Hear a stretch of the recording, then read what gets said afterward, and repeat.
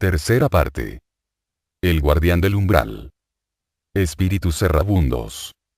Mientras que estamos leyendo y tratando de cómo se teje y desteje el velo del destino, es conveniente que dediquemos algún espacio a ese misterioso guardián del umbral que es tan poco conocido y generalmente mal concebido. Nuestras investigaciones personales de las vidas anteriores de un grupo de personas que han solicitado de nuestra fraternidad auxilio para la curación de lo que se viene llamando obsesión, nos han probado que sus molestias son debidas a una fase de lo que ha sido llamado equivocadamente por algunos investigadores anteriores el guardián del umbral. Cuando estos casos se examinan simplemente con la facultad de la evidencia espiritual o por la lectura de los registros etéricos, puede caerse fácilmente en error semejante, o sea en confundir tal aparición con el verídico guardián del umbral. Pero tan pronto como ascendemos y analizamos estos casos en los registros imperecederos que se conservan en la región de las fuerzas arquetípicas, el asunto se aclara inmediatamente y los hechos concluidos en estas investigaciones pueden ser resumidos como sigue.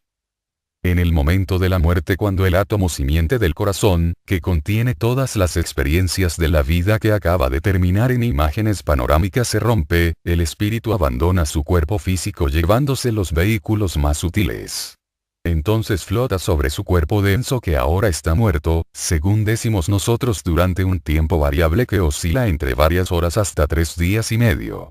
El factor determinante para esto es la fortaleza del cuerpo vital, el vehículo que constituye el cuerpo del alma del que se habla en la Biblia.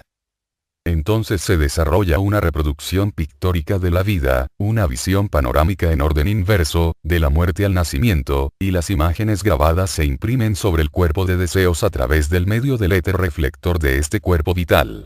Durante todo este tiempo la conciencia del espíritu se concentra en el cuerpo vital, o por lo menos así debiera ser, y por supuesto, no sentimos sensación de este proceso. La imagen que se ha impreso sobre el vehículo del sentimiento y de la emoción, el cuerpo del deseo, es la base del sufrimiento consecuente en la vida del purgatorio por nuestras acciones malas, y de la alegría en el primer cielo en virtud del bien hecho en la vida pasada.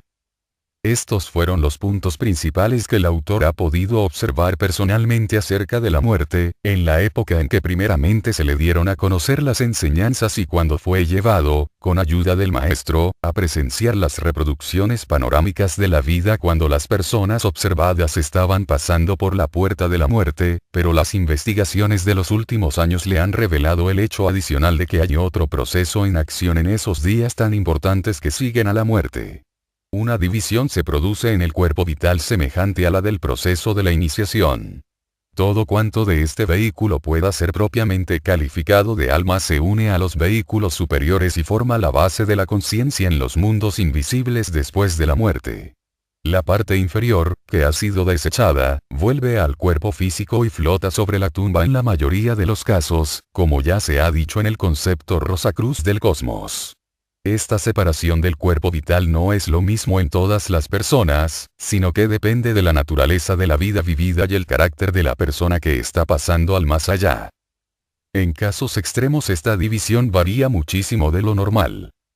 Este punto tan importante nos hizo pensar en muchos casos de supuesta obsesión de espíritus que han sido investigados por el Centro General y en efecto, fueron estos casos los que desenvolvieron los descubrimientos pasmosos y de un alcance tan extraordinario efectuados en nuestras investigaciones más recientes, respecto a la naturaleza de las obsesiones de las cuales sufrían las personas que acudían a nosotros en busca de remedio. Como puede comprenderse fácilmente, la división en tales casos indicó una preponderancia del mal y entonces se efectuaron los esfuerzos necesarios para hallar si había alguna otra clase de personas con otras clases de divisiones o separaciones en las que se manifestase una preponderancia del bien. Es una alegría el dejar sentado que así fue en efecto, y después de analizar los casos descubiertos y balanceando uno con otro, puede decirse que el resumen siguiente expresa la realidad exacta de las condiciones observadas y sus razones. El cuerpo vital anhela construir el físico, a la vez que nuestros deseos y emociones contrarían su acción. Es la lucha entre el cuerpo vital y el de deseos lo que produce la conciencia en el mundo físico y lo que endurece los tejidos, y de este modo el flexible cuerpo del niño se hace más y más rígido, y lo lleva a la decrepitud, preliminar de la muerte. La moralidad o inmoralidad de nuestros deseos y emociones actúan en manera semejante sobre el cuerpo vital. Cuando la devoción hacia ideales elevados es el móvil de la acción, cuando la naturaleza devocional ha podido manifestarse libre y frecuentemente y sobre todo cuando todo esto ha sido acompañado de los ejercicios científicos indicados a los probacionistas de la fraternidad Rosacruz, disminuye gradualmente la cantidad de los éteres químicos y de vida, a medida que los apetitos animales se esfuman y en su lugar se manifiesta un aumento progresivo de los éteres superiores, el de luz y el reflector. Como consecuencia de ello la salud física no es tan robusta entre aquellos que persiguen el sendero superior, como entre los que, cuya satisfacción de las pasiones inferiores, atraen los éteres más groseros, el químico y el de vida, con exclusión total de aquellos en proporción a la extensión y naturaleza de sus vicios. Siguen a este acto algunas consecuencias muy importantes relacionadas con la muerte. Como quiera que es el éter químico el que amasa a las moléculas del cuerpo para que permanezcan en su respectivo lugar y las conserva en él durante la vida, cuando solamente hay presente un mínimo de este material, la desintegración del vehículo físico después de la muerte debe ser muy rápida.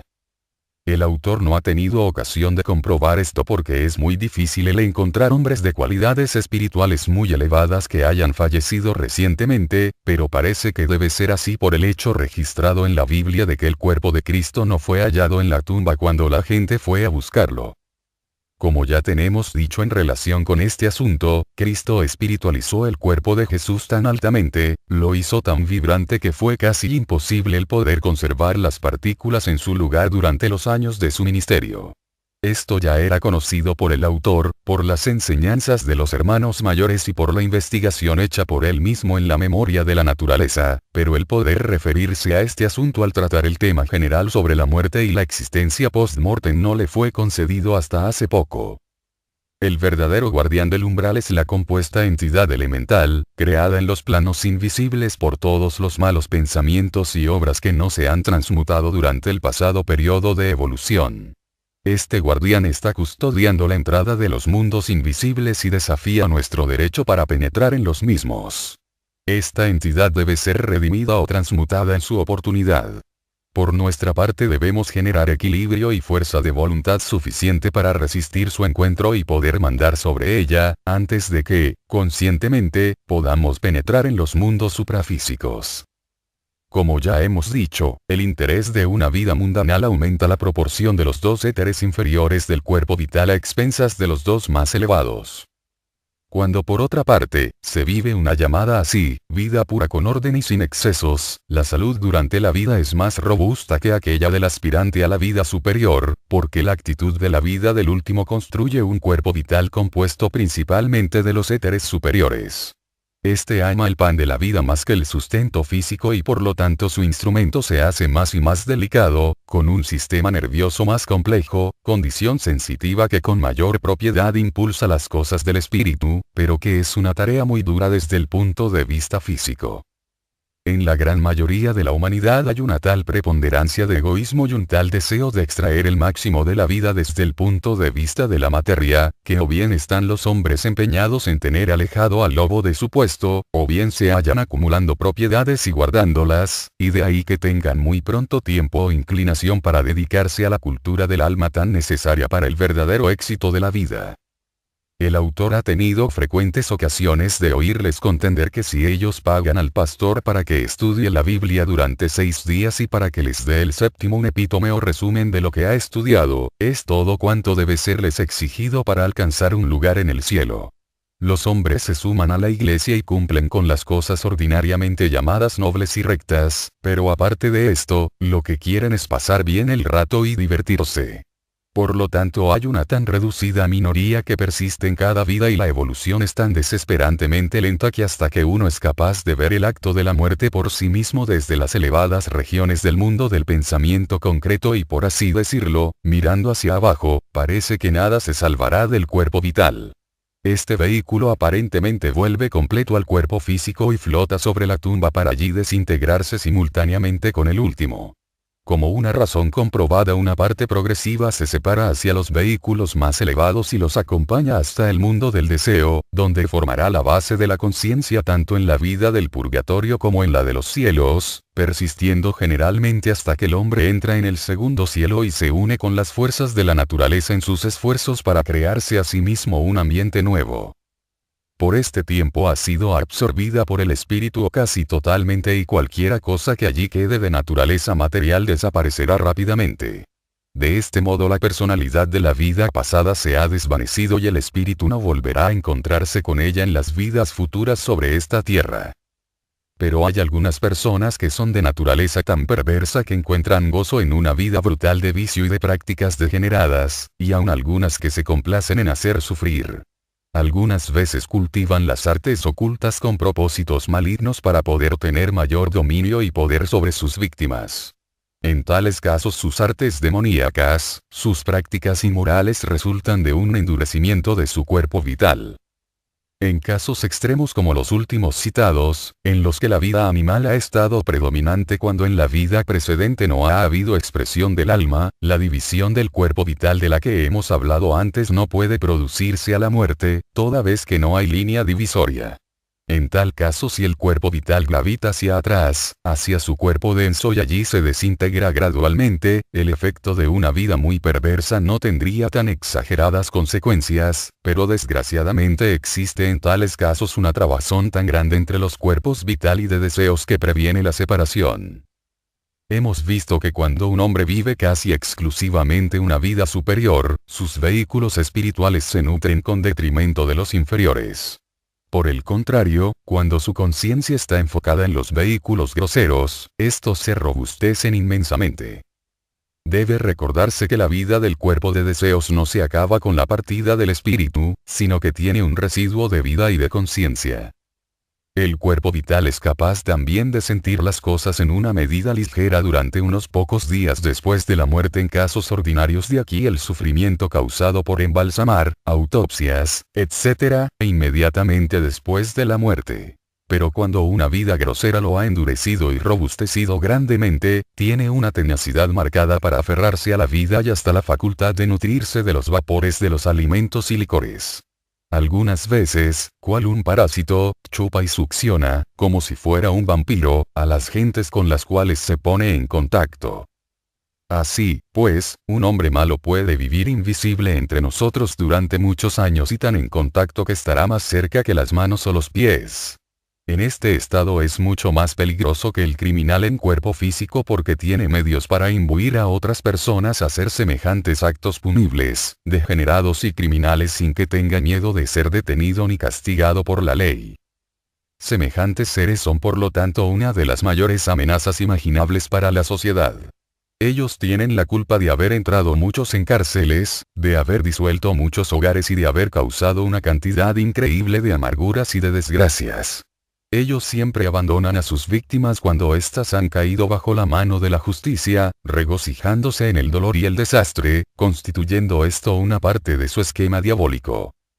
Hay otra clase que se deleita en adoptar una postura angélica en las sesiones espiritistas, donde ellos encuentran víctimas también y a las que enseñan prácticas inmorales. Los denominados poltergeist, uno que se complacen en romper platos, tumbar mesas, levantar los sombreros de los cándidos asambleístas y semejantes payasadas también son de esta clase. La fortaleza y densidad del cuerpo vital de estos seres les facilitan para las manifestaciones físicas más que aquellos que han pasado más allá del mundo del deseo. En efecto, los cuerpos vitales de esta clase de espíritus son tan densos que casi están cerca del físico y ha constituido un misterio para el autor que las gentes que se han rozado con ellos no les hayan visto. Una vez que se les ha observado, una mirada a sus rostros perversos y amedrentadores disiparía muy pronto la ilusión de que fueran ángeles. Una palabra alemana compuesta que significa espíritu alborotador, camorrista y escandaloso. Hay aún otra clase de espíritus que pertenece a esta misma categoría que apelan a las personas que persiguen desarrollo espiritual sin seguir una línea espiritista, mediante la sugestión de ser maestros individuales y dándoles una serie de conferencias estúpidas, beaturronas y sin sentido.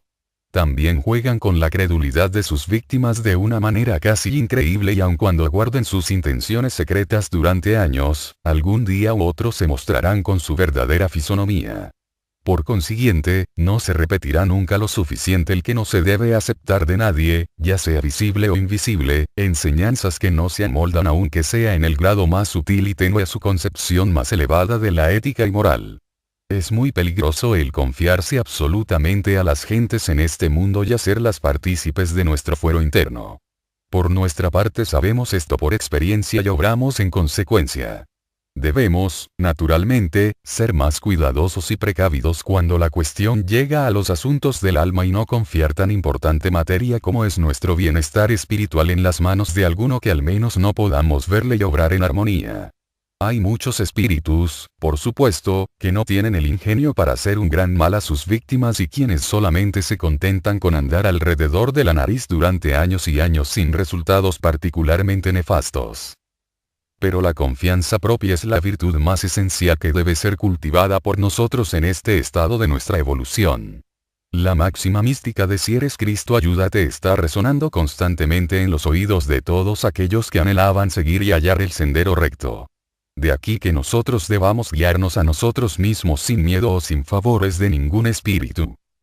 Es espantoso cuando se investiga en la memoria de la naturaleza del pasado, el encontrar cuán prevalente ha estado en los siglos y milenios transcurridos esta trabazón de los cuerpos vital y de deseos.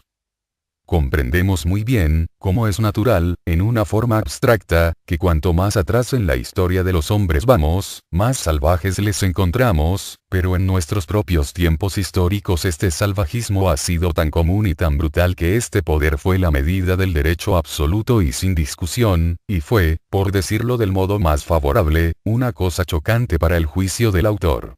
Se ha dicho que el egoísmo y el deseo fueron decididamente estimulados bajo el régimen de Jehová para dar el incentivo para la acción.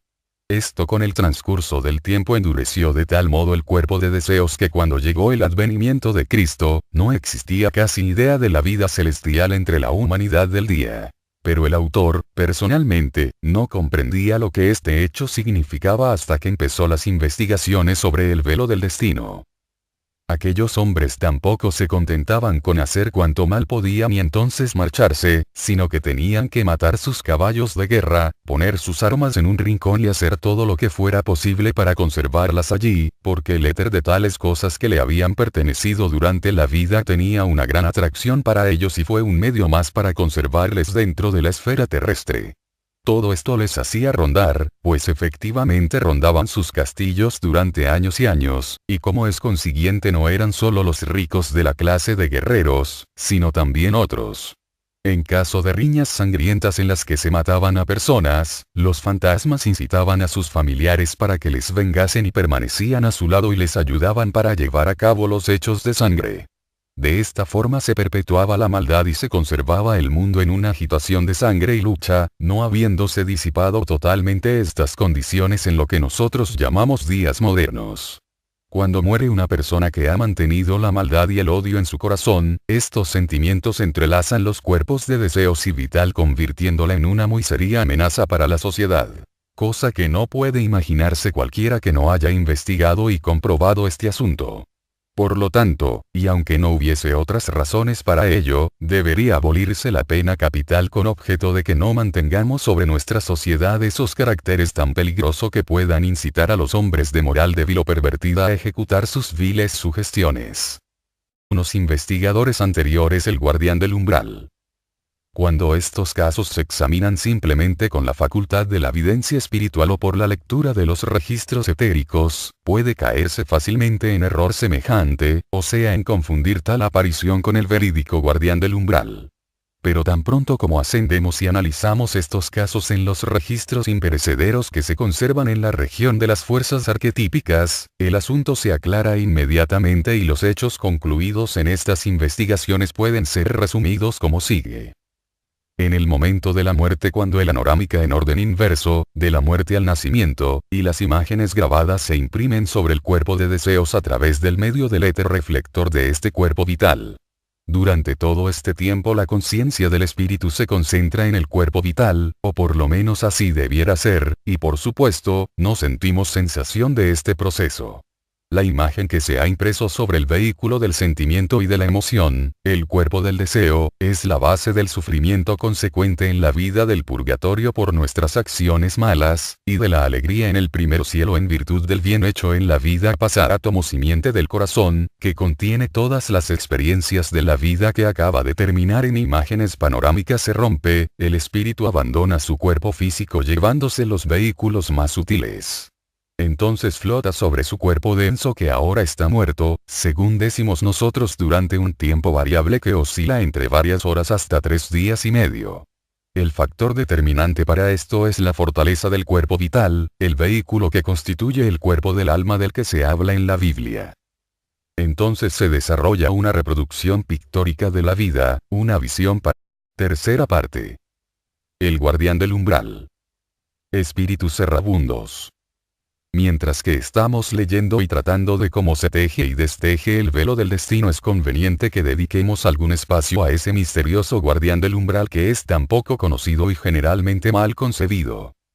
Nuestras investigaciones personales de las vidas anteriores de un grupo de personas que han solicitado de nuestra fraternidad auxilio para la curación de lo que se viene llamando obsesión, nos han probado que sus molestias son debidas a una fase de lo que ha sido llamado equivocadamente por alguna. Estos fueron los puntos principales que el autor ha podido observar personalmente acerca de la muerte, en la época en que primeramente se le dieron a conocer las enseñanzas y cuando fue llevado, con ayuda del maestro, a presenciar las reproducciones panorámicas de la vida cuando las personas observadas estaban pasando por la puerta de la muerte, pero las investigaciones de los últimos años le han revelado el hecho adicional de que hay otro proceso en acción en esos días tan importantes que siguen a la muerte. Una división se produce en el cuerpo vital semejante a la del proceso de la iniciación.